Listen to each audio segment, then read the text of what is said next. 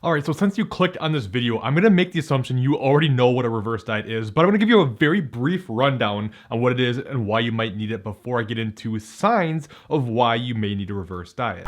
So basically, whenever you diet, your body's gonna have some hormonal and metabolic adaptations. It's literally unavoidable. As you lower calories, as you do this longer, your metabolism slows down, your hormones start to adapt, and this all leads to a suppression in your metabolism, not damage. I wanna be very clear about that. You cannot damage your metabolism. It becomes suppressed, and a reverse diet is where you gradually increase calories over time to help get rid of this suppression while minimizing the amount of fat that you're gonna gain during the process. Whereas if you just raise your calories right back up again, your body's not gonna be able to handle it as well and be more likely to store more body fat. Now keep in mind, because of these adaptations, your maintenance calories change, right? It's a moving target. So whatever your maintenance calories were before you started your cut is not gonna be your maintenance calories afterwards. This is both because you've probably lost weight now, hopefully, and therefore you burn less calories just being smaller, plus these extra suppressions as I just mentioned. So this is why walking your calories up via a reverse diet can be a helpful strategy. So now let's talk about some of the signs that you should look for to know that it's time to start your reverse diet.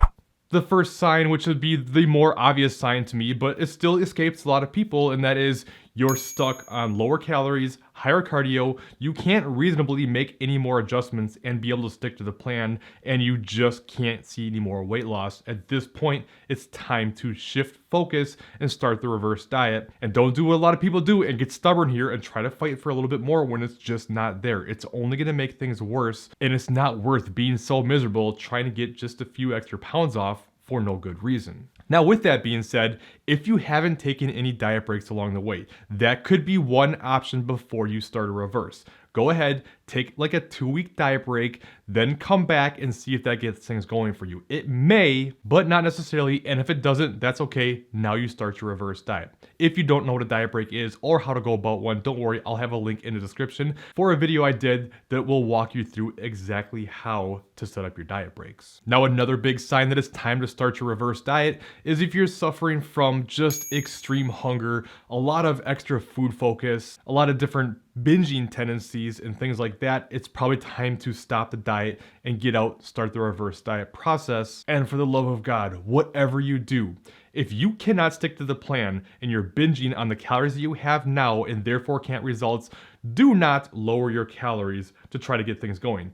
You're already having a hard time sticking to the plan. Lowering your calories is not gonna help that. It's only gonna make things worse, and your binge restrict pattern will probably only get worse. Your metabolism will get that much more run into the ground, and mentally this will be very challenging as well. Just please, please, please, please do not lower calories if you're not sticking to the plan. And the real problem here is if you do this and you don't want to start a reverse diet and you just feel like you have to keep going and go after this goal, what happens most of the time is you eventually just say, F it, it's not worth it, it's too hard, I can't take this anymore. You end up just going crazy. Not only do you go back to your old eating habits, but you probably eat that much more, not only because your hunger hormones are all jacked up from the dieting, but you've also been feeling very restricted and you just get really frustrated and you end up binging your face off and gaining weight extremely fast. So always remember, there's nothing wrong with stopping your cut short. Whether you've reached your goal or not doesn't matter. If it's not there, reverse diet out. Now, some other things that can be a sign that it's time to start your reverse diet is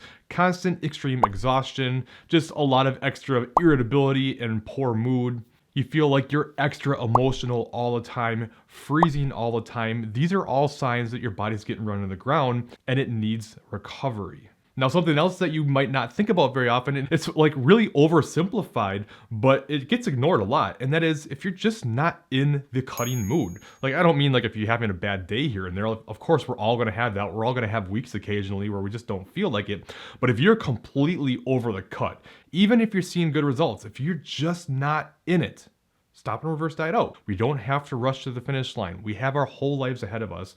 Go ahead and come out. And it doesn't even have to necessarily be a full-on reverse diet. It could be more like an extended diet break kind of a thing, or like a mini reverse diet. Just do it for a while until you start to feel better, and then you can come back later. There's no reason you have to keep going just because you said that you wanted to do it. Like for myself personally, I've been in a cut. I cut for 7 weeks. If you've been following me on my Instagram, you see this and you already know this. I'm now putting a pause on it, taking sort of like an extended diet break through the rest of the holiday season rather than try to force it during a time that it's just not going to be very fun for me to do so. I just don't want to keep pushing at this point. So I'm stopping.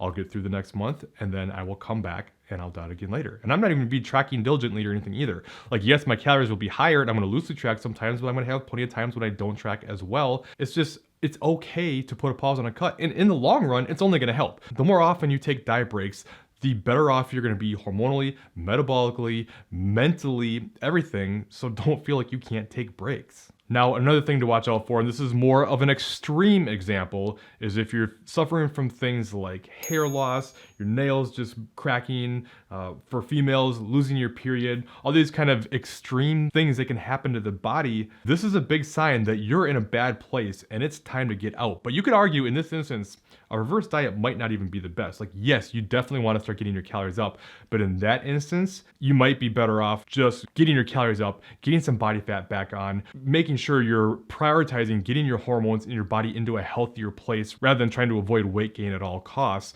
If you're in a position like this and there's kind of like eating disorder behavior, you want to make sure you see somebody who's qualified to deal with that type of stuff. And sometimes it's better off not trying to minimize fat gain and prioritize your health mentally and physically. Now, with all that being said, you may be wondering, is there an amount of calories that is too low that you shouldn't get below? So to find out the answer to that, make sure you check out this top video next, and I'll walk you through everything to watch out for there. If you have any questions, leave them in the comments below, and I'll see you next time.